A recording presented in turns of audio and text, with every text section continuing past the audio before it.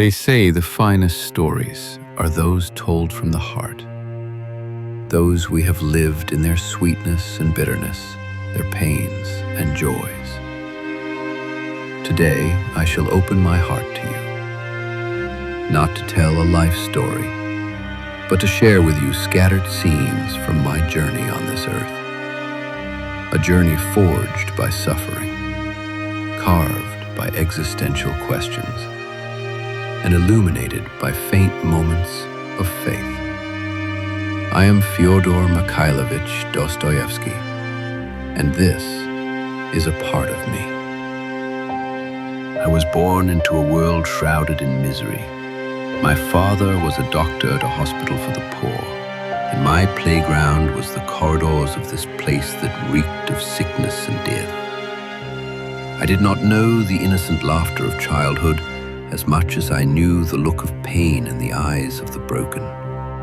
My mother, that gentle soul, was my only refuge, planting the seeds of faith and mercy in my heart. But fate did not grant her much time. She departed, leaving me to face my father's cruelty and his unyielding strictness. In those early years, I learned that life is a struggle and that man is a complex creature, mixing cruelty with tenderness, nobility with baseness. Those first scenes imprinted in my memory, scenes of the poor and the marginalized, were what would later nourish the pages of my novels. I was 28 years old, filled with dreams of change and the principles of utopian socialism. I joined the Petrushevsky Circle, a literary group where we dared to dream of a better future for Russia. But the Tsar had other ideas. On that fateful morning, I stood upon the scaffold, awaiting the merciful bullet that would end everything. The minutes passed like an eternity, and in those few moments that separated me from death, I lived an entire lifetime. I saw my life flash before my eyes. I regretted what had passed and dreamed of what would not come. Then, suddenly, the drums roared, announcing a pardon. It was not a real execution, but a bloody play the Tsar wanted to teach us a lesson we would never forget. In that moment, the young revolutionary Dostoevsky died, and the writer, the man who understood the value of life and the meaning of suffering, was born. 4 years of hard labor in Siberia.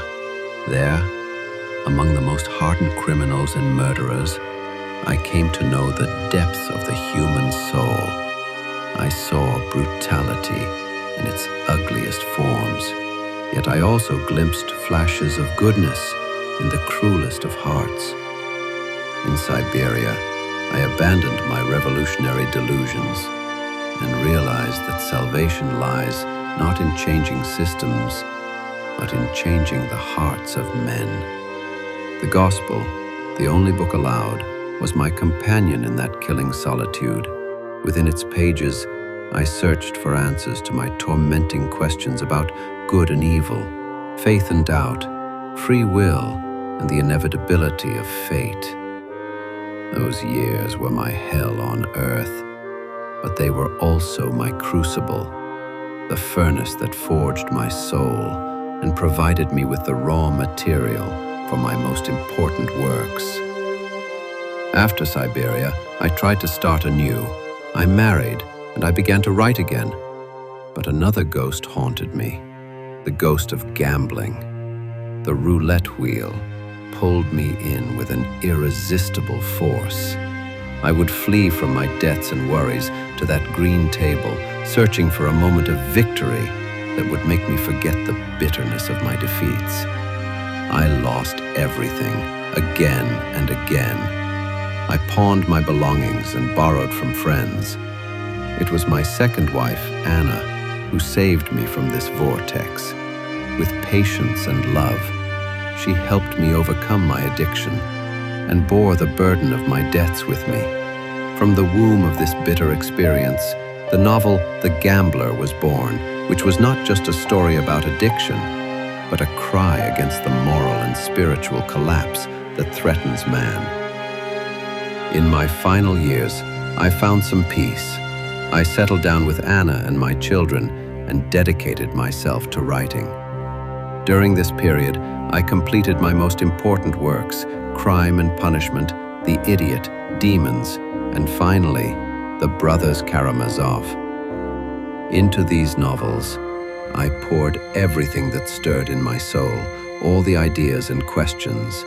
I explored the depths of the human psyche and wrestled with the great dilemmas of existence. Is everything permissible in the absence of God? What is the meaning of suffering? And how can man find salvation in a world full of evil? I did not offer easy answers. Rather, I left it to the reader to fight his own battle. I knew my days were numbered, so I wrote with a fever, as one racing against time to leave his final testament on this earth. Here I am, at the end of the journey.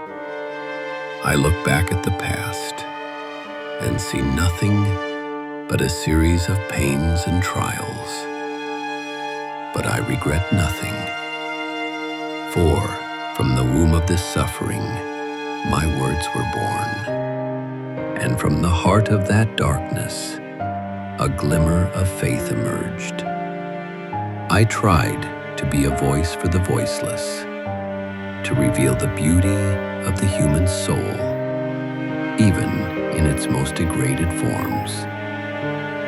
And now, I leave you with my stories, with my characters who are a part of me.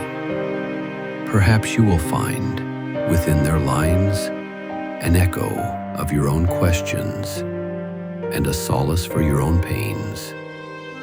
For in the end, we are all, one way or another, brothers in humanity, searching for meaning in this enigmatic existence.